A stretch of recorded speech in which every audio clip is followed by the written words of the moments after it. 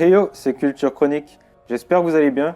Dans la vidéo d'aujourd'hui, je vais vous parler d'une application qui s'appelle Speech Notes et qui va vous permettre de dicter du texte pour le retranscrire sous forme de notes écrites. Ensuite, on va pouvoir l'envoyer par SMS, par mail ou à l'aide d'une application comme Messenger au contact de notre choix. On peut aussi sauvegarder la note écrite sur notre smartphone, la transférer sur un PC, etc. Donc il y a déjà plein d'autres applications qui font la même chose, comme par exemple Google Keep. Mais l'avantage de Speech Notes par rapport à Google Keep, c'est qu'elle permet de faire des pauses pendant notre diction et de reprendre ensuite comme si de rien n'était.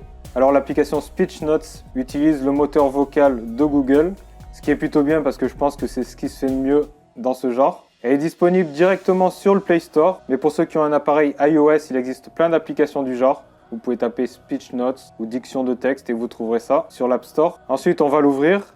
Donc on arrive sur cette interface. En haut à gauche, on a trois petits traits horizontaux. On peut cliquer dessus pour aller changer des paramètres ou pour créer une nouvelle note ou pour exporter vers une carte SD. Dans Préférences, donc on a la sauvegarde automatique qui est activée automatiquement. On peut changer le type de police d'écriture, la taille de la police d'écriture et quelques autres choses. Ensuite, on va revenir. Pour commencer la prise de notes, il va falloir cliquer sur le micro à droite en orange. C'est ce que je vais faire. Speech Notes est une application qui permet de dicter du texte pour le retranscrire sous forme écrite.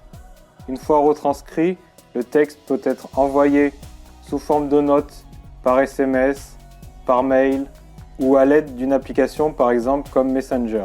Si on fait une pause pendant notre diction, on peut ensuite reprendre notre texte plus tard comme si de rien n'était. On peut aussi dicter la ponctuation, comme par exemple point d'exclamation, point d'interrogation, point.